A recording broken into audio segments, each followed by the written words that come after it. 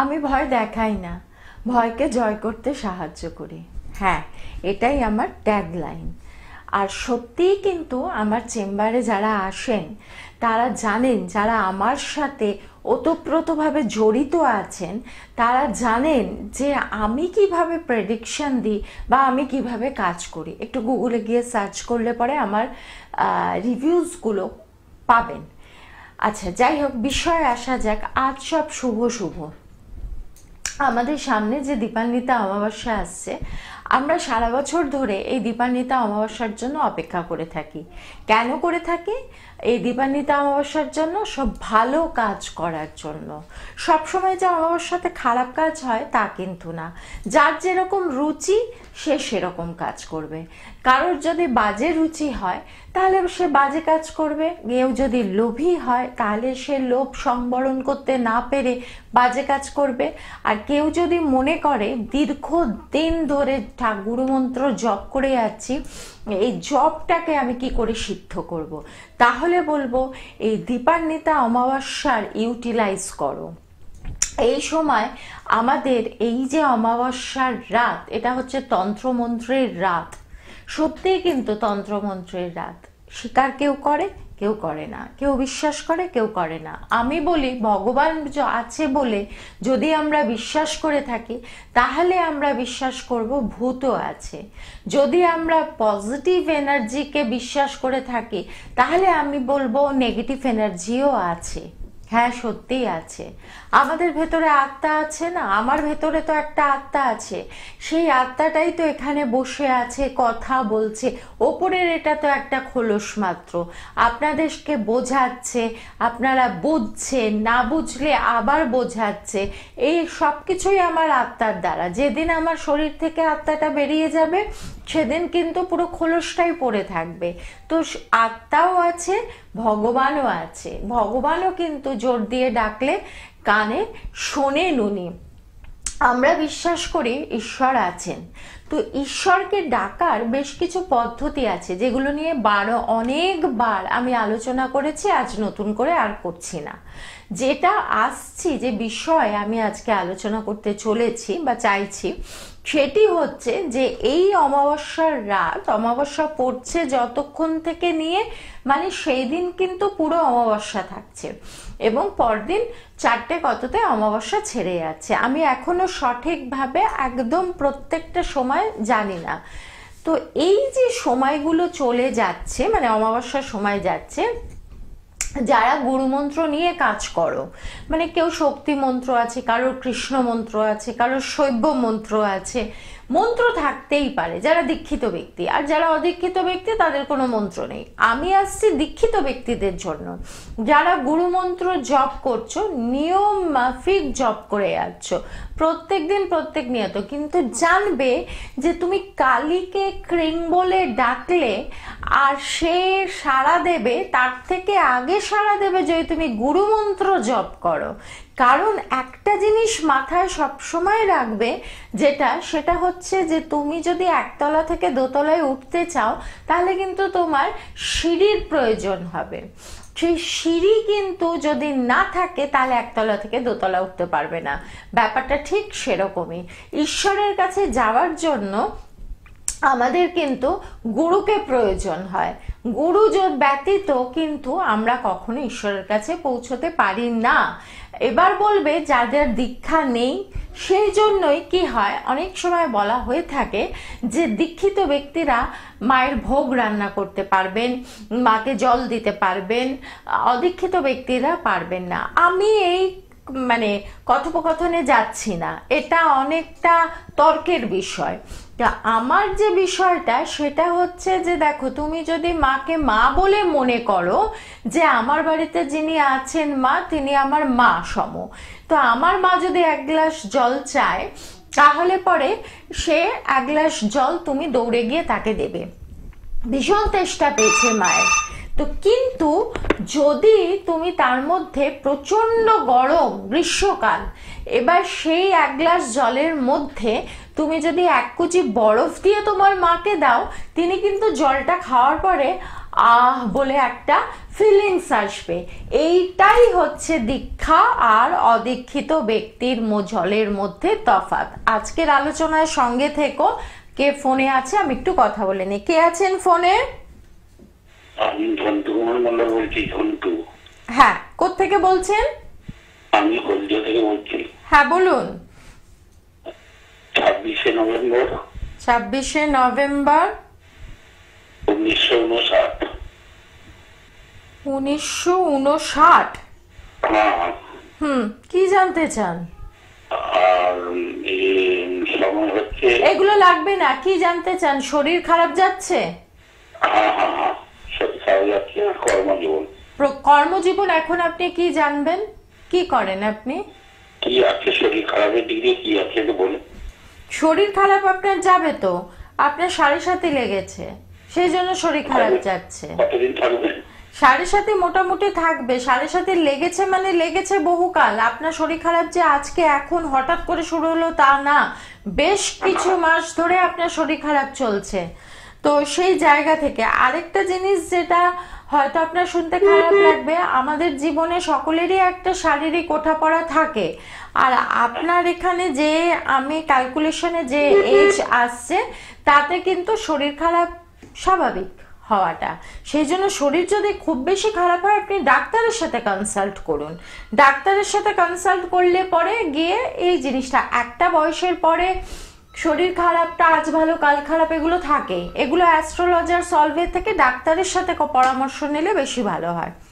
যাই হোক, যেটা নিয়ে আলোচনা করছিলাম যে এই হচ্ছে তফাৎ, যে এক গ্লাস ঠান্ডা জল মানে ভীষণ গরমে যে খেয়ে মানুষের মনের মধ্যে যে শান্তি, মানে তার আত্মার শান্তি পাওয়া গেল, আর সেই মোটামুটি এক গ্লাস জল দিলে এইটার মধ্যে একটা বিশাল পার্থক্য আছে। তো সেই জায়গা থেকে বলছি, যারা দীক্ষিত আছো তারা মাকে ভোগ করে দিতে পারবে, অদীক্ষিতরা পারবে না। এগুলো শাস্ত্রে অনেক রকম কথা আছে, আমি তো দেখিনি, সেই জন্য আমি ঠিক এগুলো বিশ্বাস করি না। আমার বক্তব্য হচ্ছে আমার মা, তাকে আমি দীক্ষিত অদীক্ষিত আমি যাই হই না কেন, ব্রাহ্মণ হই শূদ্র হই যাই হই, মাকে নিবেদন করার ক্ষমতা সকলের মধ্যে আছে। কারণ সে মা শব্দটার মধ্যে একটা মস্ত বড় শক্তি আছে। মা শব্দটার মতো বড়, মানে মা কথাটার মতো বড় মন্ত্র আর নেই। তুমি সারাদিনে শুধু মা নামটাই জপো না, দেখবে কোনো নারী যখন সে মা হয়ে যায় তার মধ্যে কিন্তু অনেক কিছু, অনেক শক্তি তখন তার মধ্যে আসে। সে অনেক কিছু ধ্যান ধারণা করে আগে বলে ফেলতে পারে। এই যে মা শব্দটা, এর মধ্যে একটা অসীম ক্ষমতা। সেই জন্য আমরা একজন মা, এবং মাকে আমরা অবশ্যই দিতে পারি। তার জন্য দীক্ষা নিতে হবে, করতে হবে। কে দেখেছে মা কোথায় এসে বলেছে যে মন্ত্র নিয়ে এসে আমার খাবারটা দিবি? এসব কেউ কোথাও দেখেনি, কেউ কোথাও শোনেও নি, বা শাস্ত্রেও আছে বলে আমি অন্তত জানি না। শাস্ত্র কিছু কিছু শাস্ত্র স্বরচিত। কে আছেন ফোনে? নমস্কার দিদি। হ্যাঁ নমস্কার। নমস্কার, কে বলছেন? আমি প্রশান্ত বলছিলাম, রামপুর থেকে। কোত্থেকে? রামপুর। আচ্ছা বলুন। আমি নাতনির সম্বন্ধে একটু জানতাম। আচ্ছা, নাতনির ডেট অফ বার্থটা বলুন। 5/10/2013। 5/10/2013। আমার অনুষ্ঠান দেখেন? চেনেন আমাকে? না, সময় সবসময় চেনেন আমাকে কি? আচ্ছা,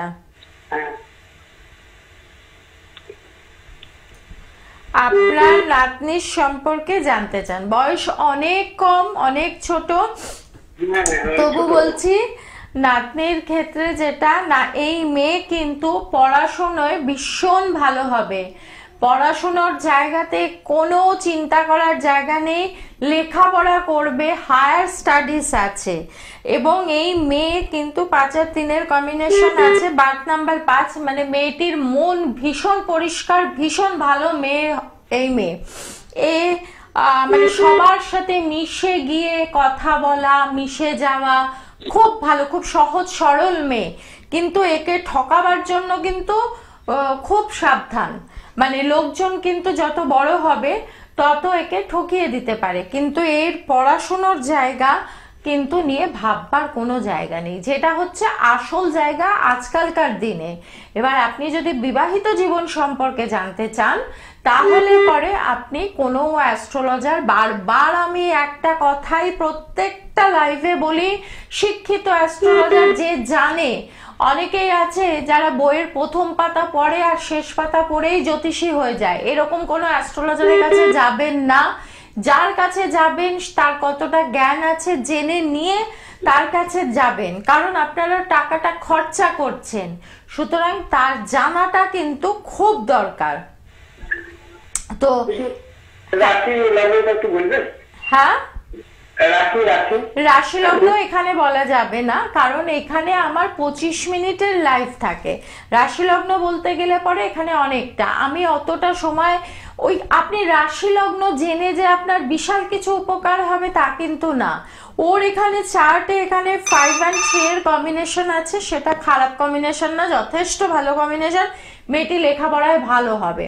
বাদ বাকি জিনিস জানতে গেলে আপনি কোনো শিক্ষিত অ্যাস্ট্রোলজারের সাথে যোগাযোগ করে নেবেন। কে আছেন ফোনে? হ্যালো, হ্যাঁ, কে আছেন? শুভজিৎ চক্রবর্তী গড়িয়া থেকে বলছিলাম। হ্যাঁ বলুন। আমি আমার সম্পর্কে একটু জানবো। আপনার ডেট অফ বার্থ বলুন। 11 নভেম্বর 1984। কিছু বুঝতে পারছি না আপনার কথাটা, আপনার কথাটা না কিচ্ছু বুঝতে পারছি না। একটা জিনিস হচ্ছে যেটা বলে রাখি, যারা ফোন করছেন সবাই ফোন করবেন নিশ্চয়ই যাদের সত্যিই সমস্যা, দেওয়ালে পিঠ থেকে গেছে, চাকরি চলে গেছে, মেয়ের বিয়ে হচ্ছে না, এরকম ধরনের মানুষ ফোন করুন। যারা অনেক বয়স হয়ে গেছে, নিজের সম্পর্কে জানতে চান, নিজের সম্পর্কে আপনি নিজে ছাড়া আর ভালো কেউ বলতে পারবে না। আমি আমার সম্পর্কে সব থেকে ভালো জানি, আমার সম্পর্কে আপনি কি বলবেন, তাই না? তো সেই কারণে যাদের সত্যিই প্রয়োজন তারা ফোন করুন, যারা বিপদে পড়ে গেছেন, যারা কারোর কাছে যেতে পারবেন না। এবার আসছি যেটা, যে এই অমাবস্যাতে আপনি অনেক কিছু করতে পারেন। এই অমাবস্যাতে কিন্তু, এই কালী পুজোর অমাবস্যাতে যদি কাজ করাতে কেউ ইন্টারেস্টেড হন বা কেউ যদি চান কালী পুজোর অমাবস্যাতে কাজ করাতে, আমি তারাপীঠে থাকবো, ওখানে থেকে আমি কাজ করি। আমি সাধারণত তারাপীঠেই কাজ করি। আমি যেমন 16 তারিখে আমি চলে যাচ্ছি তারাপীঠে, 17 তারিখ থেকে 18 তারিখ অবধি, 17, 18, 19 3 দিন আমি ওখানে কাজে বসবো। এবার ওই সময়টা দিয়ে যদি কেউ তারাপীঠে দেখাতে চান তাহলে আমার সাথে বুকিং নাম্বারে যোগাযোগ করবেন, আমাকে পেয়ে যাবেন তারাপীঠে।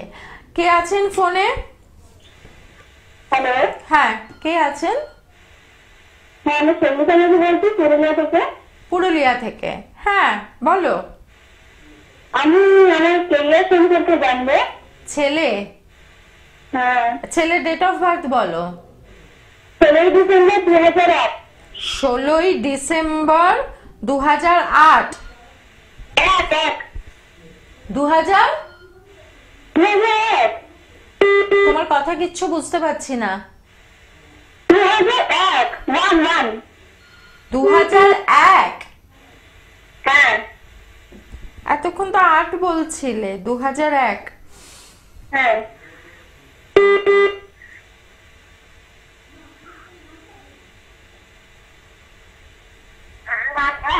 হ্যাঁ, তোমার ছেলের সম্পর্কে জানতে চাও, বেশ।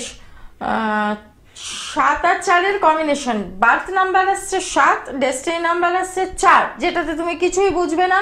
খুব ছোট্ট করে সহজ করে তোমাকে বুঝিয়ে দিচ্ছি। 7 আর 4 এর কম্বিনেশন আছে এখানে কেতু। ছেলে একটু নিজের মতো একা থাকতে ভালোবাসে, কি নিজের মতো মোবাইল নিয়ে বসে রয়েছে বা কিছু এরকম? তোমার কথা আমি কিচ্ছু বুঝতে পারছি না, পরিষ্কার করে কথা বলো, আর ফোন থেকে মুখটা একটু দূরে নিয়ে কথা বলো, যেটা আছে থাকে তো। হ্যাঁ, আচ্ছা, এবার আসছে যে তোমার ছেলের বন্ধু বান্ধব সার্কেল কিন্তু খুব একটা ভালো হবে না। কার সাথে মিশছে, কিভাবে মিশছে, কি কথা বলছে, ফোনে কি দেখছে না দেখছে, এগুলো কিন্তু ভীষণভাবে খেয়াল রাখতে হবে। রাহুর প্রবলেম আছে। এই ছেলে আস্তে আস্তে আস্তে আস্তে বড় হবে, ভুলভাল জিনিস খাবে, নেশা করবে। খুব সাবধান। যদি মনে করো ছেলেকে নিয়ে সমস্যা হচ্ছে, এখনো অবধি সেভাবে সমস্যা শুরু হয়নি, তাহলে পরে অবশ্যই অবশ্যই কোনো তোমার বাড়ির কাছাকাছি কোনো ভালো জ্যোতিষীর সাথে যোগাযোগ করে নিও। এবার আসছি, আমার নিজের কথাগুলো আর বলাই হয় না। কে আছো ফোনে? হ্যাঁ নমস্কার। নমস্কার। আমার বোনের সম্বন্ধে জানবো। আপনার বোনের সম্পর্কে জানবেন? আপনি কি আগে ফোন করেছেন? না না না না। কোত্থেকে বলছেন? বেলুর থেকে। বেলুর। হ্যাঁ, ডেট অফ বার্থ বলুন। 5/10 5/10 1975। 1975। কি জানতে চান? বোনের বিয়ে হচ্ছে না? না না, বিয়ে হয়ে গেছে। তাহলে সাংসারিক জীবনের সম্বন্ধে। সাংসারিক জীবন সম্পর্কে আপনি জেনে কি করবেন? আপনার বোন ডিস্টার্বে আছে? হ্যাঁ হ্যাঁ হ্যাঁ। সেটা বলুন। ডাইরেক্ট কোশ্চেন করবেন একদম। সাংসারিক জীবন বোনের আপনার জেনে কোনো লাভ নেই। আপনার বোন সাংসারিক জীবনে গন্ডগোলের মধ্যে আছে। সেটা কি কারণে আছে সেটা। হ্যালো। হ্যাঁ, সঙ্গে থাকুন বলছি। আপনার বোনের যখন বিয়ে হয় তখন আপনার বোন মাঙ্গলিক ছিল। এখনো যে মাঙ্গলিক নেই তা না, সেটা কি জানতেন? হ্যাঁ, মাঙ্গলিক আছে। মাঙ্গলিক ছিল তো? তো সেই মাঙ্গলিক দশাটা কি কাটানো হয়েছিল? না না না, হয়নি। কেন জেনে কেন করেননি?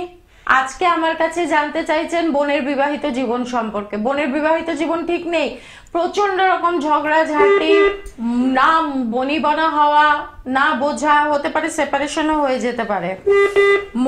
মানে মঙ্গলের জায়গাটা ভীষণভাবে ডিস্টার্ব আছে। তো এই যে আপনারা বিয়ের সময় জেনেছিলেন মাঙ্গলিক আছে, তারপরে আর সেটা জেনেও বিয়ে দিয়ে দিয়েছেন। আজকে হয়তো সমস্যা হয়ে দাঁড়িয়েছে, আজকে এখানে আমাকে জিজ্ঞেস করছেন। আমাকে এখানে না জিজ্ঞেস করে ভালো কোনো অ্যাস্ট্রোলজারের সাথে যোগাযোগ করুন ইমিডিয়েট, যদি বোনের সংসার বাঁচাতে হয়। তবে আর যদি মনে করেন যে না টোনা টোটকা এগুলো দিয়ে জ্যোতিষীরা দিচ্ছে, ইউটিউবে দেখছি, আমি পরিষ্কার একটা কথা বলে দিচ্ছি, সংসার জোড়া কোনোদিন কোনো টোটকা দিয়ে হয় না। এটা কেউ করতে পারবে না, ব্রহ্মা বিষ্ণু মহেশ্বর আসলেও পারবে না। এখানে মাঙ্গলিক দোষ আছে এবং ইউটিউব দেখেও কিন্তু কিচ্ছু হবে না। আর টিভির অনুষ্ঠান, 50 জন জ্যোতিষীর অনুষ্ঠান দেখে তার কাছ থেকে জেনে টোটকা নিয়ে তাতেও হবে না। এটা আমি আপনাকে আজকে বলে দিলাম। ঈশ্বর করুক হয়ে যাক, তবু আমি আপনাকে বললাম আপনি দেখে নেবেন। তো যেটা আমি যে বিষয় নিয়ে আমার যে বিষয়টা নিয়ে আমি আলোচনা করছিলাম সেটা হচ্ছে যে এই অমাবস্যায় যেমন এই ভদ্রলোকের বোন মাঙ্গলিক আছে, সেই মাঙ্গলিকের জায়গাটাকে ঠিক না করেই বোনের বিয়ে দিয়ে দিয়েছে, কিন্তু জানা সত্ত্বেও। তো এরকম ঘটনা আমাদের অনেকেরই আছে যে আমরা জানি মাঙ্গলিক আছে বা কালসর্পদোষ আছে, কিন্তু তারপরেও আমরা কিন্তু সেটাকে আমরা রেকটিফাই করি না। কে আছেন ফোনে? কে আছেন ফোনে? হ্যালো, আমি আছি। হ্যাঁ, কোত্থেকে বলছেন? হালিশহর থেকে। হালিশহর। ডেট অফ বার্থ বলুন যার জানতে চান। হালিশহর থেকে বলছি। আপনি ডেট অফ বার্থটা বলুন।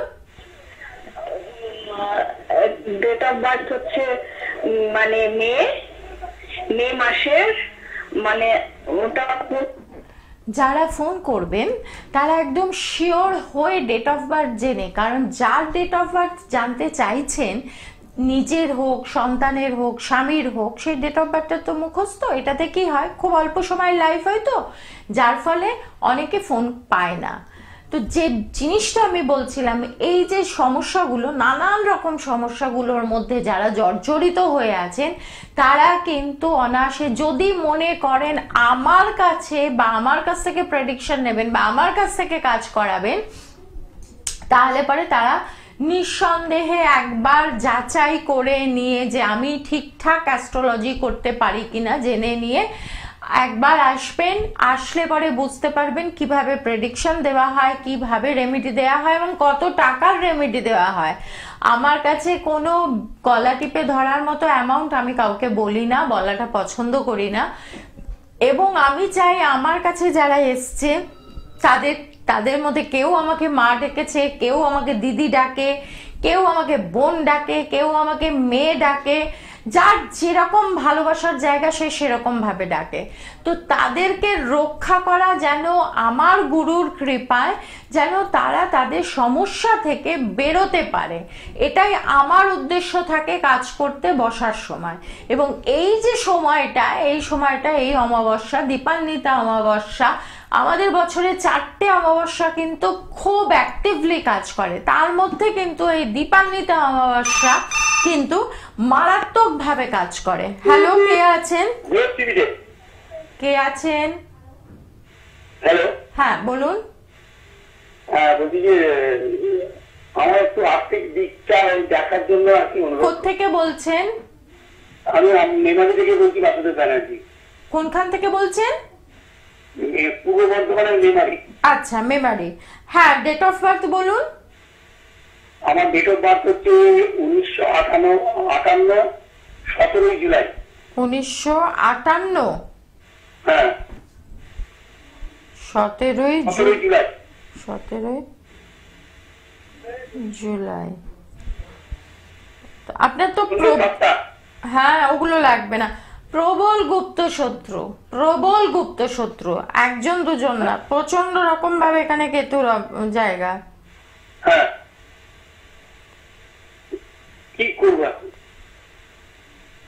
হ্যালো, হ্যাঁ একটু সঙ্গে থাকুন, বলে দিচ্ছি। হ্যাঁ, সঙ্গে থাকুন বলছি, শুনতে পাচ্ছি না স্যার। সঙ্গে থাকুন। হ্যাঁ, আপনি কি করবেন তাই তো? হ্যাঁ, হ্যাঁ, ভীষণ রকম ভাবে চিন্তাও করেন, ভীষণ রকম টেনশন করছেন। আপনার যে ফাইন্যান্সিয়াল অসুবিধা সেটা তো আজকে না, আপনার ফাইন্যান্সিয়াল সমস্যা চলছে। আপনি যদি মনে করেন যোগাযোগ করবেন বা কারোর সাথে, কারণ এই জায়গা থেকে বেরোনোর জন্য সব থেকে ভালো সময় হচ্ছে এই সময়টা। তো যাই হোক, এখন অনেকটাই আপনাদেরকে মানে এগিয়ে দেওয়া, বলে দেওয়া, যেহেতু অমাবস্যা আসছে আমাদের, সেই অমাবস্যার মধ্যে কিভাবে কাজ করবেন, অমাবস্যার মধ্যে কিভাবে কি কাজ করলে পরে ভালো মানে ফল পাবেন। এই দীপান্বিতা অমাবস্যাতে কিন্তু যদি কাজ করেন তাহলে এর থেকে ভালো আর কিন্তু অন্য কোনো সময় হয় না। প্রকট ভাবে তন্ত্র মতে কিন্তু ভীষণ রকম ভাবে অ্যাক্টিভলি কাজ করা যায় এই সময়টাতে। সুতরাং তন্ত্রমন্ত্রের রাত, দীপান্বিতা অমাবস্যা, যদি মনে হয় সমস্যা থেকে বেরোবেন তাহলে পরে কিন্তু এই সময়টা ভীষণ ভালো সময়। যোগাযোগ করতে পারেন বা অন্য কারোর সাথেও যোগাযোগ করতে পারেন যারা ঠিক মতো ভাবে তন্ত্রের কাজ করে। তো যাই হোক, ভালো থাকবেন, সুস্থ থাকবেন, সাবধানে থাকবেন।